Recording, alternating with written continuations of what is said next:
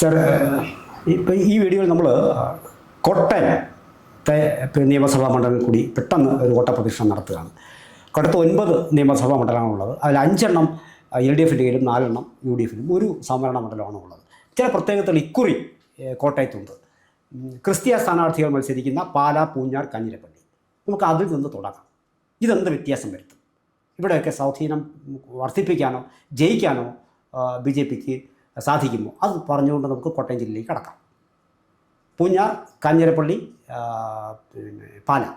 സാറൊന്ന് ഇതിനകത്ത് ഈ 3 നിയോജക മണ്ഡലങ്ങളും പലതുകൊണ്ടും വ്യത്യസ്തമാണ്. ഓരോ സ്ഥാനാർത്ഥികളും വ്യത്യസ്തരാണ്. ഇപ്പോൾ പൂഞ്ഞാറിലെ PC ജോർജാണ് സ്ഥാനാർത്ഥി.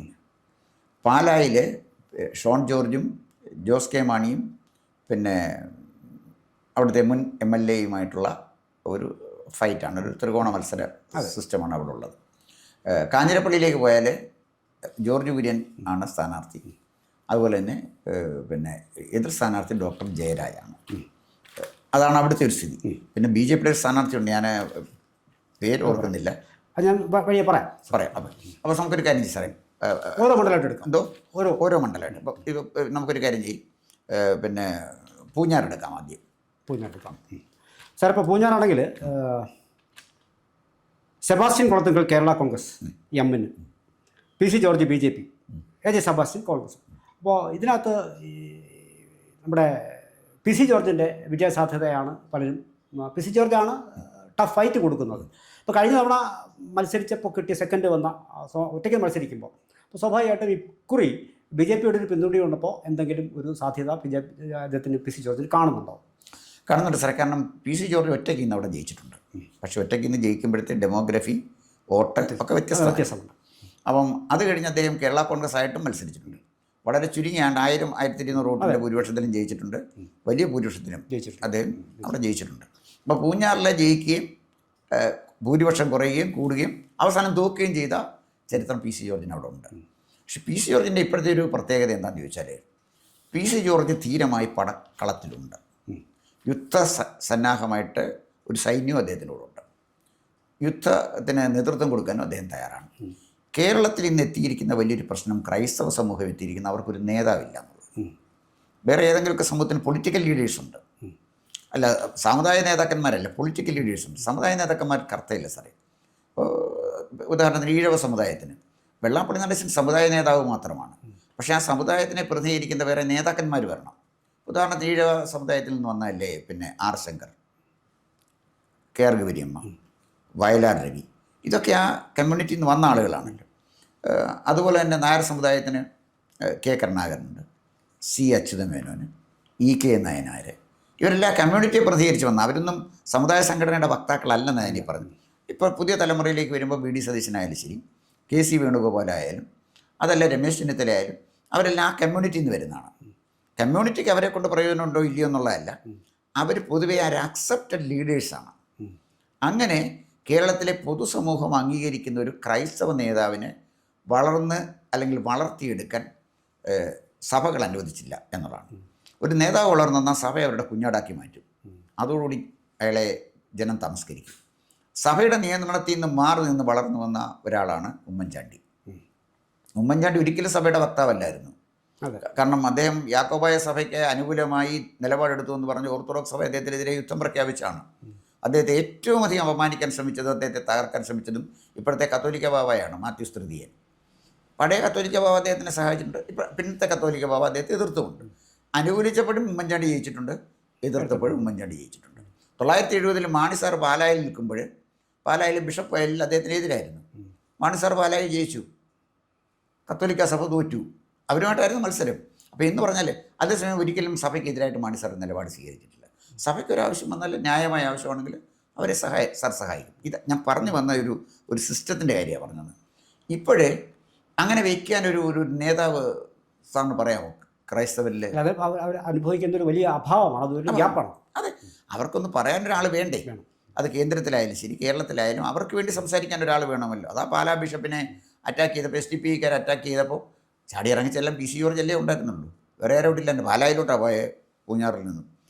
അത് നമ്മൾ മനസ്സിലാക്കേണ്ട ഒരു കാര്യം, ക്രിസ്ത്യാനികൾ വളരെ ബുദ്ധിമാന്മാരാണ്. വികാരപരമായി കാര്യങ്ങൾ കാണുന്ന ആളുകളല്ല. അപ്പോൾ ഈ പൂഞ്ഞാറിനെ സംബന്ധിച്ചിടത്തോളം അവർക്കിപ്പോൾ ഒരു റിസർവേഷൻ FCRA നിയമത്തിൻ്റെ പ്രശ്നം ചിലരെ പിന്നോട്ട് വലിക്കുന്നുണ്ട്. പിന്നെ PC ജോർജ് ശക്തമായ ഒരു കാര്യം പറഞ്ഞു. BJP എന്ന് പറയുന്നൊരു ദേശീയ പാർട്ടിയാണ്. അതിനെ വെല്ലുവിളിച്ച് ക്രൈസ്തവർ പോയിട്ട് കാര്യമില്ല. അതാ അദ്ദേഹം പറഞ്ഞത്. BJPക്ക് ആരോട് നന്ദി കാണിക്കണം. ഈ ന്യൂനപക്ഷ പിന്നെ ന്യൂനപക്ഷ ക്രൈസ്തവരെ BJP താങ്ങുന്നില്ലേ? 1914 BJP അധികാരത്തിൽ വന്നപ്പോഴേ അൽഫോൺസ് കണ്ണന്താനത്തിനെ മന്ത്രിയാക്കിയില്ലേ സാറേ? അദ്ദേഹത്തിനെ തോൽപ്പിച്ചില്ലേ സഭ കൈ കൊടുത്തത്? ഇപ്പോൾ ജോർജ് കുര്യനെ മന്ത്രിയാക്കിയില്ലേ?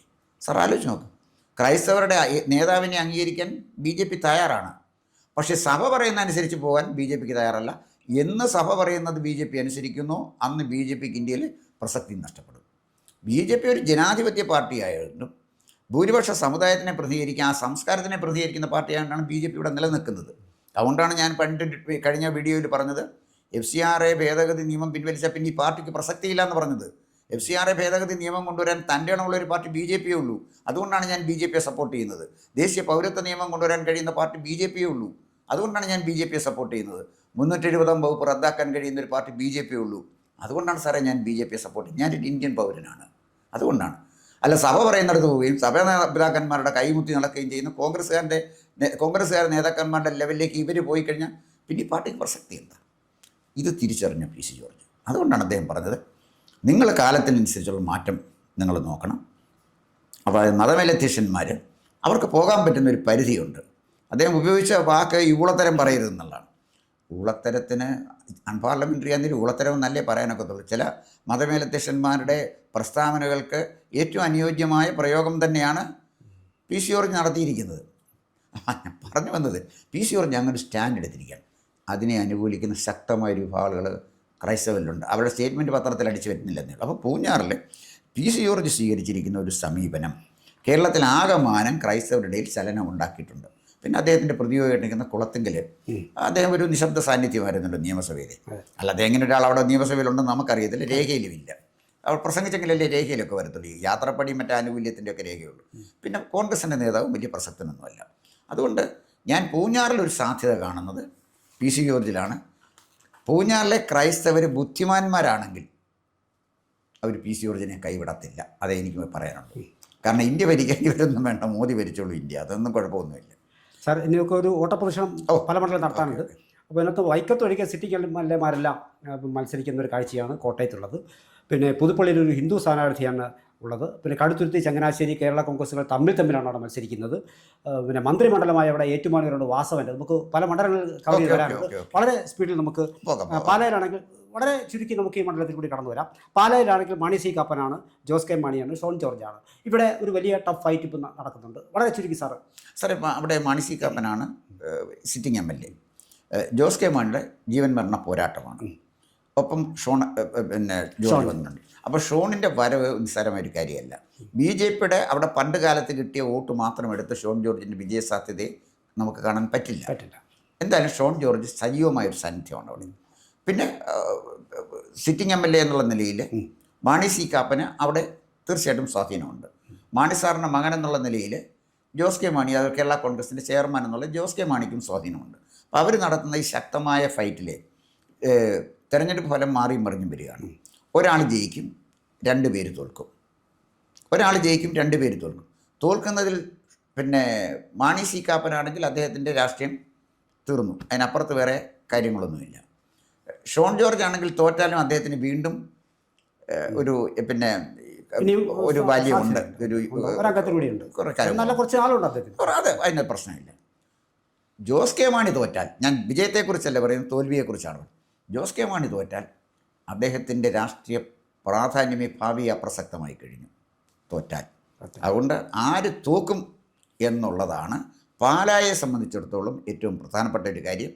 അതിനകത്ത് ഏറ്റവും തോൽവി താങ്ങാനൊക്കാതെ വരുന്നത് ജോസ് കെ മാണിക്കാണെന്നാണ് എനിക്ക് തോന്നുന്നത്. അതുപോലെ ഫൈറ്റ് അങ്ങനെ നടക്കട്ടെ. ജയപരാജയങ്ങളെക്കുറിച്ച് ഞാനൊന്നും പറയുന്നില്ല. ഇതിനകത്ത് തോൽവി താങ്ങാനൊക്കാത്തൊരു സ്ഥാനാർത്ഥി ജോസ് കെ മാണിയാണെന്ന് മാത്രമേ ഞാൻ പറയുന്നുള്ളൂ. പിന്നെ ഒന്ന് കടുത്തുരുത്തിയാണ്. അവിടെ മറ്റ് വിശേഷിച്ചൊരു സാഹചര്യമില്ല. കേരള കോൺഗ്രസുകൾ തമ്മിൽ മത്സരിക്കുന്ന മോൻസ് ജോസഫ് അല്ലേ അവിടെ മത്സരിക്കും? Mons Joseph, Nirmala Jemmy, Kerala Congress. അവിടെ ഒരു തർക്കമില്ല. വൈക്കത്തേക്ക് വന്നു കഴിഞ്ഞാൽ വൈക്കത്തിന് ഇപ്പോൾ സണ്ണി കപ്പിക്കാണ്ട് സീറ്റ് കൊടുക്കാമെന്നൊക്കെ പറഞ്ഞ് പോയ ഒരു സാഹചര്യം അവിടെ ഉണ്ട്.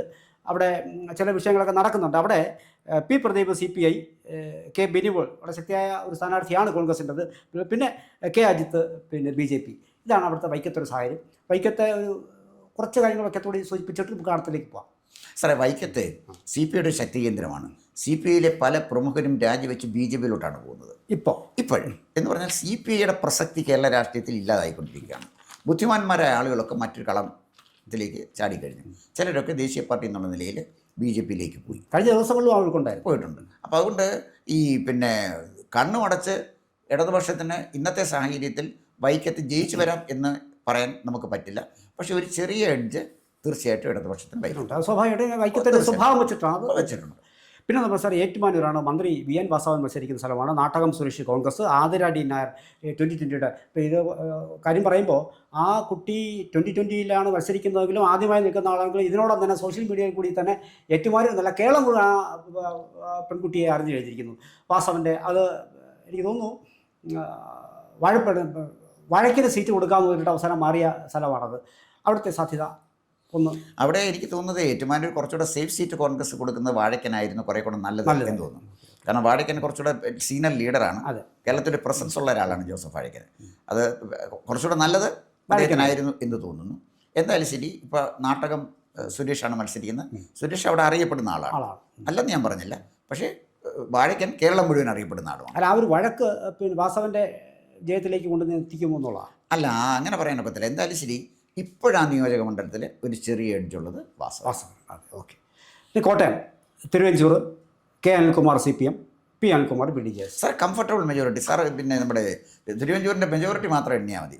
എത്ര 25,000 30,000 അത് എണ്ണിക്കൊണ്ട് വേറെ. അപ്പോൾ അതാണ് അവിടുത്തെ. പിന്നെ പുതുപ്പള്ളിയിൽ പിന്നെ Chandy Oommen KM Radhakrishnan CPM, KM Radhakrishnan പിന്നെ സുരേന്ദ്രൻ ഭാഗത്താണ് BJPക്ക് വലിയ സാധ്യതയൊന്നും ഇല്ലെങ്കിൽ കൂടിയും പിന്നെ പുതുപ്പള്ളി അങ്ങനെയാണ് പോകുന്നത്. ചാണ്ടി ഉമ്മന് പുതുപ്പള്ളി 100% ചാണ്ടി ഉമ്മൻ്റെ കൂടാണ്. ഉമ്മൻചാണ്ടിയുടെ മോനെ പുതുപ്പള്ളിക്കാർ തോപ്പിക്കത്തൊന്നുമില്ല, അതിന് സംശയിക്കേണ്ട കാര്യം. പിന്നെ Changanassery job Michael Kerala Congress, Vinu Jacob Kerala Congress, B Radhakrishnan Menon BJP. അപ്പോൾ അവിടെ BJPക്ക് വോട്ട് നില വർദ്ധിക്കുമെന്നുള്ള ഒരു കാര്യം അവർ തന്നെ പലതവണയായിട്ട് നമുക്ക് പോകുമ്പോഴും കാണുമ്പോഴും വാർത്തകൾ കേൾക്കുമ്പോഴും നമുക്ക് അറിയാൻ കഴിയുന്നത്. അവിടെ അത്ഭുതങ്ങളൊന്നും സംഭവിക്കാനില്ല എന്ന് തോന്നുന്നു. സാറേ, വോട്ട് നില വർദ്ധിപ്പിച്ചോട്ടെ, അതിനൊരു കുഴപ്പമില്ലല്ലോ. ജയിക്കത്തില്ലല്ലോ. ജയിക്കുമോ തോക്കുമെന്നല്ല ഇതിൻ്റെ പ്രശ്നം. നിയമസഭയിലോട്ട് പോകുമ്പം വോട്ട് വർദ്ധിപ്പിച്ചവനെയല്ല നിയമസഭയെ വേണ്ടത്. അവിടെ വേണ്ട ജയിക്കുന്നവനാണ്. രാധാകൃഷ്ണൻ മേനോൻ അവിടെ ജയിക്കാൻ സാധ്യതയുണ്ടെന്ന് എനിക്ക് തോന്നുന്നില്ല. ജോബ് മൈക്കിളിൻ്റെ പ്രത്യേകത, ജോബ് മൈക്കിൾ ഡൗൺ ടു എർത്താണ്. കേരള കോൺഗ്രസിൻ്റെ MLAമാരിൽ ഏറ്റവും സൗമ്യനായ MLA ജോബ് മൈക്കിളാണ്. വളരെ വിനയമുള്ള ആളാണ്, അഹങ്കരിക്കാത്ത ആളാണ്. പിന്നെ ഞാൻ മനസ്സിലാക്കിയെടുത്തോളൂ, എനിക്ക് ഒരുപാട് സുഹൃത്തുക്കളും ബന്ധുക്കളും ഒക്കെ ചങ്ങനാശ്ശേരിയിലും ഒക്കെ ആയിട്ടുണ്ട്. അവർക്കൊക്കെ ജോബ് മൈക്കിളിനെ കുറിച്ച് നല്ല അഭിപ്രായമാണ്. അതുകൊണ്ട് എൻ്റെ ഒരു വ്യക്തിപരമായ അഭിപ്രായത്തിൽ നിരീക്ഷണത്തിലും എനിക്ക് മനസ്സിലാക്കാൻ കഴിയും. പലരുമായിട്ടുള്ള ഡാറ്റ എടുത്തല്ലേ നമ്മൾ ഈ പറയുന്നത്.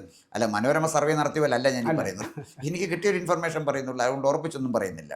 ഇത്ര ശതമാനം ഇന്ന് രാവിലെ, നാളെ വൈകിട്ട് ഇത്ര ശതമാനം എന്ന് പറയുന്നില്ല. എന്തായാലും ശരി, ജോബ് മൈക്കിളിന് ആണ് അവിടെ ഒരു എഡ്ജുള്ളതായിട്ട് എനിക്ക്. നമ്മൾ ഈ മണ്ഡലങ്ങളിൽ കൂടി കടന്നു പോകുമ്പോൾ സാർ നമുക്കിപ്പോൾ പലതിലും പിന്നെ വ്യത്യസ്തമായിട്ട് നമുക്ക് BJPയുടെ സാന്നിധ്യത്തെ നമുക്ക് പറയേണ്ടി വരുന്നത്, പലപ്പോഴും പല ആൾക്കാരും കഴിഞ്ഞ തെരഞ്ഞെടുപ്പുകൾ വരെ BJPക്ക് 3 സ്ഥാനാർത്ഥി ഉണ്ടെങ്കിൽ ഒരു സ്ഥാനാർത്ഥിയുടെ പണം കൊടുക്കുമ്പോൾ പോലും മാധ്യമങ്ങളിൽ കണ്ടാൽ ആദ്യം മനോരമ കൊടുക്കുന്നതാണ്, അത് UDF കൊടുക്കും. ഇതിന് കൊടുക്കാൻ കഴിയാതിരിക്കുമെങ്കിൽ പിന്നെ NDA മാറ്റി നിർത്തും. അപ്പോൾ ആ സാഹചര്യത്തിൽ നമ്മൾ കൂടി അതിൽ വരണ്ട എന്ന് വിചാരിച്ചിട്ടാണ് ഇപ്പോൾ സ്വാഭാവികമായിട്ട് നമുക്ക് ഒഴിവാക്കാൻ പറ്റുന്നില്ല. പലയിടത്തും പിന്നെ വോട്ട് ശതമാനം വർദ്ധിപ്പിച്ചുകൊണ്ടേ വരെ. അതുകൊണ്ടാണ് സാന്ദർഭികമായി ഞാൻ ആ കാര്യം അത് പറഞ്ഞിട്ടില്ല. രാധാകൃഷ്ണൻ മേനോൻ BJPയുടെ നല്ല സ്ഥാനാർത്ഥിയാണ്. വോട്ടിംഗ് ശതമാനം വർദ്ധിപ്പിക്കാനേ അദ്ദേഹത്തിന് കഴിയത്തുള്ളൂ. ജയസാധ്യത കുറവാണെന്ന് ഞാൻ പറഞ്ഞത്. അല്ലാതെ വോട്ടിംഗ് നല്ല സ്ഥാനാർത്ഥിയെക്കുറിച്ച് എനിക്ക് അഭിപ്രായ വ്യത്യാസമില്ല. അല്ല, അത് നമുക്ക് അതാണല്ലോ നമുക്ക് വേണ്ടത്. ഇപ്പോൾ അടുത്ത് കാഞ്ഞിരപ്പള്ളി സാർ, കാഞ്ഞിരപ്പള്ളിയിൽ N ജയരാജ് കേരള കോൺഗ്രസും, Roni K Baby Congress, George Kurian BJP. ഇതാണ് നമ്മുടെ കാഞ്ഞിരപ്പള്ളി. അതിനകത്ത് എനിക്ക് തോന്നുന്നു BJPക്ക് പറ്റിയൊരു സ്ട്രാറ്റജിക്കൽ എററാണ് ജോർജ് കുര്യനെ അവിടെ കൊണ്ട് കൊടുത്തത്. കാരണം അദ്ദേഹം അവിടെ പരാജയപ്പെട്ടാൽ ദേശീയ മാധ്യമങ്ങൾ മുഴുവൻ പിന്നെ റിപ്പോർട്ട് ചെയ്യുന്നത് മോദി മന്ത്രിസഭയിലെ ജോർജ് കുര്യൻ കേരളത്തിൽ പരാജയപ്പെട്ടു. ഇത് സെൻസില്ലാത്ത, അതായത് രാഷ്ട്രീയത്തിലെ പക്വതയില്ലാത്ത, വിവരമില്ലാത്ത, മലയാളത്തിൽ സിമ്പിൾ പറഞ്ഞാൽ വിവരമില്ലാത്ത തീരുമാനത്തിൻ്റെ ഒരു ഭാഗമാണ് അവിടെ ജോർജ് കുര്യനെ ടഫായിട്ട് അവിടെ നിന്ന്. പിന്നെ അൽഫോൺസ് കണ്ണന്താനം തോറ്റ മണ്ഡലമല്ലേ സാർ. പിന്നെ ജയരാജ് വളരെ ശക്തനാണ്. അദ്ദേഹത്തിന് ഒരുപാട് ഫാമിലി ബന്ധങ്ങളുണ്ട്. അതുകൊണ്ട് ജോർജ് കുര്യനെ പോലെ ഒരു മന്ത്രി അവിടെ കൊണ്ടിട്ട ആ വിഡ്ഢിത്തത്തിന് നമോഭാഗം പറയാതിരിക്കാൻ ഒരു നിവൃത്തിയില്ല. ആ പരിമിത വിഭവമുള്ള ആരോ തീരുമാനമെടുത്തൊരു തീരുമാനം, ഇത്തരം തീരുമാനങ്ങളിൽ BJPയുടെ അന്തസ്സ് കെടുത്തുന്നതാണ്. ഒരിക്കൽ ജോർജ് കുര്യൻ നല്ല മന്ത്രിയാണ്, നല്ല മനുഷ്യനാണ്, നല്ല സാമൂഹ്യ പ്രവർത്തകനാണ്. അദ്ദേഹത്തിന് ഉറപ്പുള്ളൊരു സീറ്റ് കൊടുക്കുന്നതിന് പകരം അവിടെ കൊടുത്തത് ഒട്ടും ശരിയല്ല. എന്തായാലും എനിക്ക് കിട്ടിയൊരു ഫീഡ്ബാക്ക് അനുസരിച്ച് പിന്നെ മത്സരം ജോർജ് കുര്യനും പിന്നെ ഡോക്ടർ ജയരാജൻ തമ്മിലാണ്. അല്ല, UDFന് അവിടെ വലിയൊരു മുന്നേറ്റം ഉണ്ടാക്കാൻ കഴിഞ്ഞിട്ടില്ല എന്നാണ് എനിക്ക് മനസ്സിലാക്കാൻ പറ്റിയത്. പക്ഷേ അതല്ലല്ലോ, ജോർജ് കുര്യൻ നിൽക്കുമ്പോൾ ജയിക്കണ്ടേ? അത്ര ഒരു സീറ്റിലായിരുന്നു അദ്ദേഹത്തിനെ മത്സരിപ്പിക്കേണ്ടത് എന്നാണ് എനിക്ക് തോന്നുന്നത്. അതായത് ഇന്ത്യയിലെ എല്ലാ പത്രമാധ്യമങ്ങളിലും ഈ തോൽവി അച്ചടിക്കപ്പെടും. അതാണ് ഞാൻ പറഞ്ഞത്. എത്ര വിജയം ഉണ്ടായാലും ഈ തോൽവിയല്ലേ അച്ചടിക്കപ്പെടും. അപ്പോൾ എന്താ വെച്ചാൽ കോമൺ സെൻസ് ഇല്ല വന്നാൽ രാഷ്ട്രീയത്തിൽ എന്തെല്ലാം കാര്യമുണ്ടെന്ന് പറഞ്ഞാലും സാറേ, കോമൺ സെൻസ് കാശ് കൊടുത്ത് വാങ്ങിക്കാൻ ഒക്കത്തില്ല. എൻ്റെ കയ്യിൽ ഒരുപാട് പൈസ ഉണ്ട്, എനിക്ക് കോമൺ സെൻസ് വാങ്ങിക്കാൻ ഒക്കും. കാശ് പോക്കറ്റ് ഇട്ടേക്കാനേ ഒക്കത്തുള്ളൂ. അത് പലരും മനസ്സിലാക്കേണ്ട ഒരു കാര്യമാണ്. പിന്നെ പോക്കോട്ട് ഞാൻ പറയുന്നില്ല. അപ്പോൾ കഴിഞ്ഞ തവണ ഉള്ള 5-4 ആ ഒരു പിന്നെ ഇക്വേഷൻ മാറുമോ ഇല്ലെന്നുള്ളതാണ് നമുക്ക് കാത്തിരുന്ന് കാണാം. കൂടുതൽ വാർത്തകളും വിശേഷങ്ങളും നേരിട്ട് ലഭിക്കാൻ ജനങ്ങളിൽ നിന്ന് ജനങ്ങളിലേക്ക് ജനഭൂമി ന്യൂസ് സബ്സ്ക്രൈബ് ചെയ്യൂ. ബെൽ ബട്ടൺ അമർത്താനും മറക്കരുത്.